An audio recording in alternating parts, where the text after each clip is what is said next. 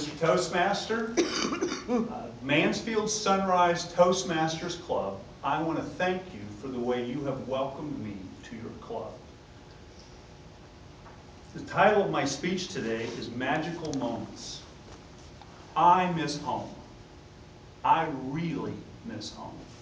I miss that cool mountain air. I miss waking up to a bright sunshiny day and look across to those snow-capped peaks.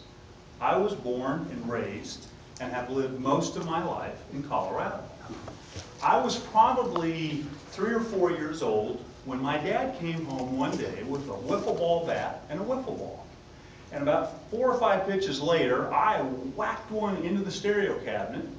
Mom immediately came into the living room and said, "You're going to have to stop." My passion for athletics has never ceased from that time on.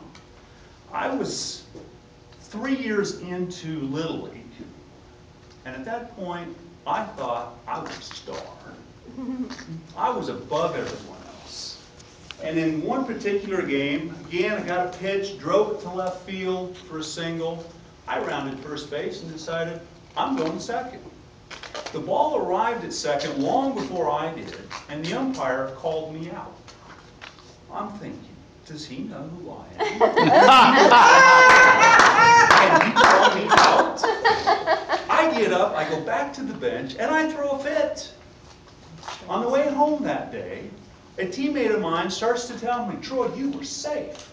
Immediately his dad breaks in and says, "Oh no, Troy, you were out."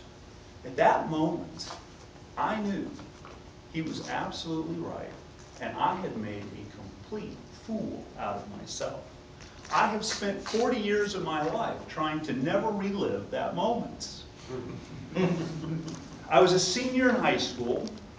My parents, teachers, pastors, and many other people had talked to me about who God is. I wasn't sure whether there was a God or not.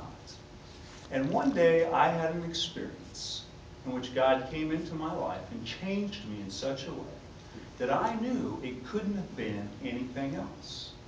At that point I knew, for me personally, there was a God. I couldn't get past the fact that there was a God in my life. And then kids came along. Kids are an amazing thing. When you hold your kid for that first time, there is nothing like it. Daughter Tiffany was there. It was just like, how in the world am I going to deal with this kid? 2 years later, the family was complete when Michael comes along. And I told people for years, I've waited my whole life to have teenagers. And I enjoyed every moment, well, almost every moment of those years. For a career, I was a basketball coach for 20 years. And for me, when that clock starts, time stands still. It's just an amazing, enjoyable time period. And I said for years that I want to squeeze all the juice out of the orange I can. And what I meant by that, by the end of the season, I want my team playing at the very best possible way they can.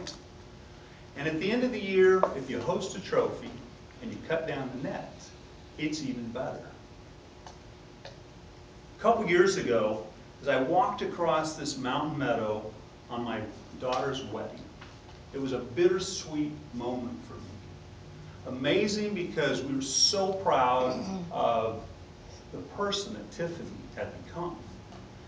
And we were very proud of the man she was marrying.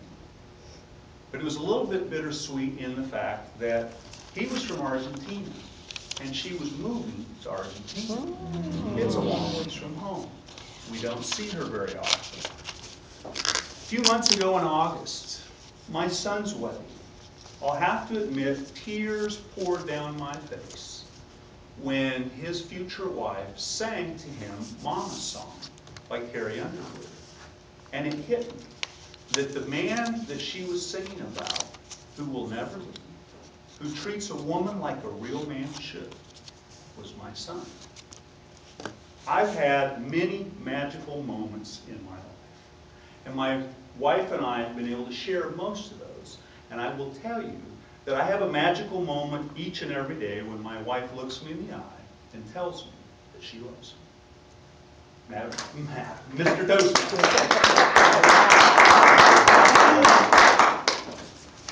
Excellent, excellent, excellent.